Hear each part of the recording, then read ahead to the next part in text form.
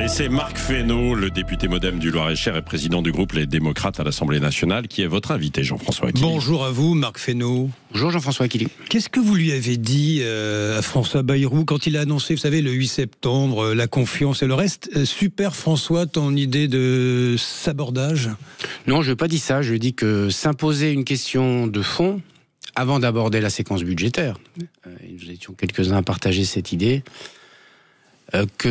aborder cette question budgétaire sans poser la question de la trajectoire, c'était au fond faire semblant de rentrer dans le budget avec toute chance que, au bout de 3 jours, 10 jours, 15 jours, la censure s'impose à coup de, de recul qui ne tiendrait pas la trajectoire. Et au fond, on voit bien d'ailleurs dans le débat qui se noue depuis une dizaine de jours. Donc vous avez dit quoi? C'est une bonne idée? Il a bien fait. Je pense que c'est utile. Je lui ai dit de poser le débat de confiance, qui est celui de est-ce qu'on est bien d'accord au moins sur le diagnostic. Et vous êtes d'accord au moins sur la trajectoire. Vous êtes d'accord pour dire que c'est une forme d'autodissolution de Matignon après la dissolution ratée l'année dernière? Il y a un chemin, pardon. On évoquera sans doute les propositions des uns ou des autres, mais il y a un chemin qui est celui de la responsabilité. Donc c'est pas prôner la responsabilité, faire le pari de la responsabilité, c'est pas une autodissolution ou une autodestruction. Vous êtes d'accord pour dire que c'est fini, il n'y a pas de trou de fourmi comme il l'a dit, c'est fini, on l'a bien compris. On est mardi, les éléments que j'ai sur la table me font penser qu'effectivement il n'y aura pas de vote de confiance majoritaire. Mais vous savez, dans la vie politique, faut toujours s'attendre à des revirements ou à des évolutions. D'ailleurs, c'est pas forcément des revirements. Je pense que la situation qu'a posée François Bayrou, à la fois dans le budget qu'il a proposé le 15 juillet et dans le diagnostic sur lequel il s'est présenté devant nous le 8 septembre, est une situation qui va s'imposer aux uns ou aux autres. C'est le constat d'une impasse? Je suis Premier ministre, ça ne marche pas, je vous le dis, je m'en vais. Non, c'est pas le constat d'une impasse. On verra ce qu'il adviendra du 8, mais on ne peut pas continuer dans ce pays... François Aquili, on ne peut pas continuer dans ce pays à faire semblant vis-à-vis de la dette et du déficit. C'est pas pour le plaisir... Attendez, c'est pas pour le plaisir des comptables. C'est pas seulement par la crainte, parce que moi je ne crois pas qu'on a manœuvre avec la crainte seulement du FMI, des marchés, quand bien même il faille quand même y faire attention. C'est parce que nous empêchons nos capacités d'investissement et à intervenir sur des sujets qui sont des sujets de préoccupation des Français si on continue à creuser la dette et le déficit. On est à 60 milliards de remboursement d'annuité. Vous avez bien compris on va le passer message, à 100. Il l'a répété. C'est 40 milliards de delta en 2022. Attendez, c'est 40 milliards de delta. Oui. Vous ne croyez pas qu'il serait plus utile dans les services publics, dans la défense, dans la réindustrialisation, plutôt que de les donner aux banquiers, au fond? Marc Fesneau, vous dites faire semblant... Il faut arrêter de faire semblant, en fait, sur ce sujet-là. Il reçoit Marine Le Pen et Jordan Bardella ce matin. Vous y allez en tant que patron du groupe MoDem demain. À quoi ça sert de consulter? C'est pour promener le chien? C'est du petit théâtre? Tout le monde sait que ça ne sert à rien. Non, ça ne sert jamais à rien.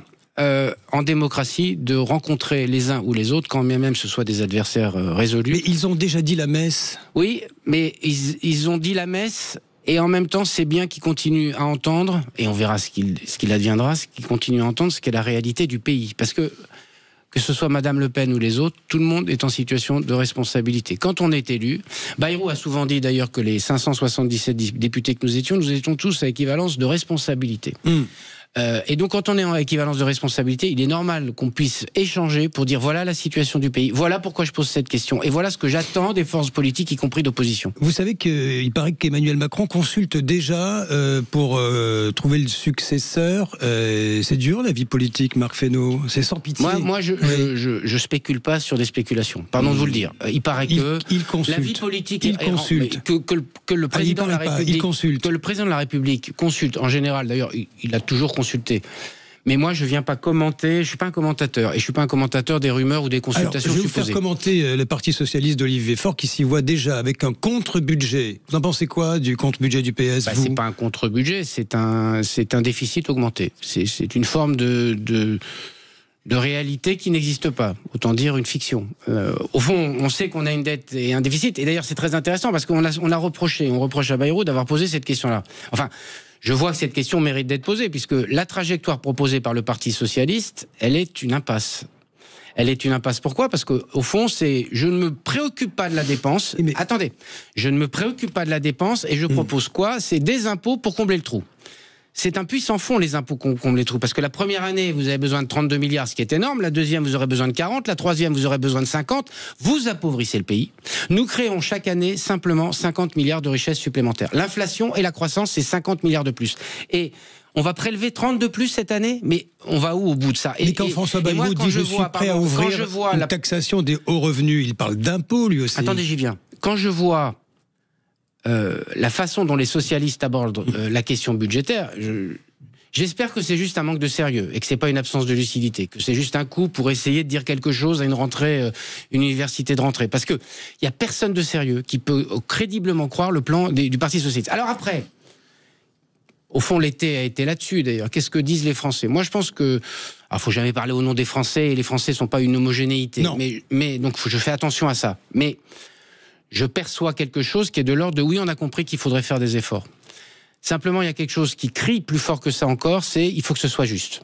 Donc, il faut que ceux qui peuvent le plus faire des efforts fassent plus d'efforts que les autres. Oui, mais les Français que vous citez, Marc Fesneau, dans les enquêtes d'opinion, dans les sondages, disent oui au départ de François Bayrou et même Macron démission. Mais voilà ce qu'ils disent. Ça n'est pas qu'un sujet de personne. Vous me posez une question... Il y a une forme de ras-le-bol des Français, mais de le la ras-le-bol politique. général, il est aussi le sentiment, moi je l'ai beaucoup entendu, qu'à la fin, c'est toujours les mêmes qui contribuent. C'est-à-dire la France qui travaille. Et donc c'est aussi là-dessus, et c'est d'ailleurs les pistes qu'avait ouvert François Bayrou, et qui sont ouvertes. C'est des pistes qui visent à dire, il y a un effort à partager, mais selon votre capacité contributive, selon les efforts que vous pouvez consentir, vous ne serez pas traité de la même façon. Il y a les efforts de l'État, dans son train de vie.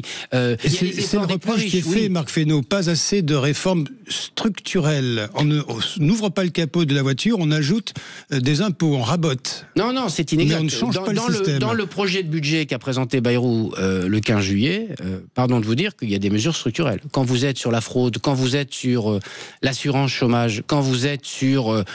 Le freinage. Vous n'êtes pas sur le millefeuille, par exemple, qui était son grand credo. Le millefeuille administratif. Mais le millefeuille administratif, je rappelle que Amélie de Montchalin a dit à plusieurs reprises que l'objectif, c'était de réduire environ un tiers des agences et des offices. Si ça, c'est pas structurel, je sais pas ce que c'est. Alors, immédiatement, tout le monde hurle en disant pas celle-là, pas celle-là, pas celle-là. Mais moi, je trouve que cette trajectoire était une trajectoire juste, parce que le structurel, c'est forcément un peu de temps. Vous parlez au passé. Marc Fesneau, je parle de vos amis. Édouard Philippe, patron d'Horizon, qui a déclaré « Je crains que la dissolution soit inéluctable ». Il a raison? Non, moi je pense qu'elle n'est pas inéluctable. Elle n'est pas inéluctable. C'est dit par un allié, hein. Mais ça peut être un allié. J'ai d'excellents rapports avec Édouard Philippe. On peut aussi ne pas être d'accord avec Édouard Philippe sans que ce soit une offense. Je pense qu'elle n'est pas inéluctable, parce que ce qu'il faut conjurer, c'est l'irresponsabilité collective de ceux qui aspirent à gouverner un jour et qui disent, au fond, c'est pas mon problème. Et comme je veux pas que ce soit mon problème, je dis dissolution ou destitution. Au fond, c'est une fuite en avant, cette affaire-là. Or, il y a les capacités à l'Assemblée nationale à trouver des points majoritaires. Je rappelle que le budget 25, qui est un budget mis en œuvre et pensé par François Bayrou, c'est un budget qui est l'objet d'un compromis. D'ailleurs, on a plutôt réussi, puisque il était prévu 6,3 de déficit, on est sur une trajectoire à 5,4. Donc c'était donc possible de réduire la dépense sans saigner tout le monde. La trajectoire maintenant, elle était inatteignable. Non, la trajectoire de 2025, elle est atteignable. Je vous parle de la... Non, mais les prochaines, c'est fini. Non, mais pardon, Jean-François Killy. Oui. Essayons de nous mettre sur les faits. Le budget 2025, il est l'objet d'un compromis. Et ce budget 2025, il a permis de freiner la dépense publique et de réduire le déficit. Pas assez. C'est pour ça qu'il faut faire un effort encore sur 2026, 2027 et 2028. Marc Fesneau, qu'est-ce qui s'est passé? Pourquoi est-ce qu'il n'a pas convaincu, pourtant les chiffres sont là, les fameux 100 milliards d'intérêts de la dette en 2029, ça devrait nous frapper dans notre imagination, mais c'est quoi? Ce sont des erreurs de com, les fameux 2 jours fériés, des objets de crispation? Il l'avait dit d'ailleurs. Reconnaissons qu'il s'est attaqué à un Himalaya qui est celui d'une dette et d'un déficit. Il y a beaucoup de responsables politiques qui ont essayé de dire des choses sur le sujet. Lui, il l'a dit il y a très longtemps. Vous le savez aussi bien que moi, il l'a dit il y a près de 25 ans. Et finalement, on le dit, il y a quelque chose qui percole un peu d'une réalité, et à la fin, on penche du côté de, collectivement, de la facilité, du sentiment que ça passera bien encore une fois. Mais il y a un moment où ça passera plus. Et il y a un moment où notre incapacité à nous réformer, ça nous donne des incapacités à produire les investissements dont on a besoin. Le MoDem a participé à ce qu'a décrit François Bayrou, c'est-à-dire des votes successifs, de budget en déficit. Mais je n'en disconviens pas. Tout ça. Est-ce que vous m'avez entendu, Jean-François Killy, rejeter la faute sur... C'est pas mon genre. Donc, tous, nous avons participé. Mais quand il y a eu la crise Covid, qui est venu dire faut pas protéger les restaurateurs? Qui est venu dire faut pas protéger les salariés qui sont sans activité? Qui est venu dire il faut, au moment de la crise inflationniste, il faut pas faire de bouclier tarifaire? Qui est venu dire il ne faut pas protéger les Français vis-à-vis de la hausse des impôts. Bayrou, lanceur d'alerte, il était à Matignon. Et nous y avons participé, si vous voulez que je vous le dise. Certes, mais il y a un moment dans cette trajectoire. Et d'ailleurs, quand vous regardez sur la question... Attendez, quand vous regardez sur la question de la dette et du déficit, tous les pays ont fait ce qu'on a fait, globalement.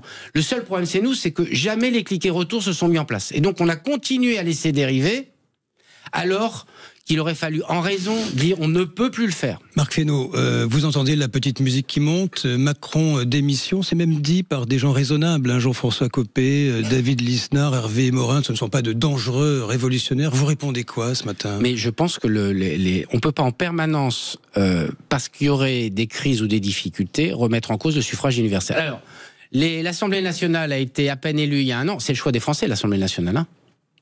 Ils ont été consultés il y a 1 an et 4 mois. On leur dit. Oui, la dissolution, c'est le choix du président.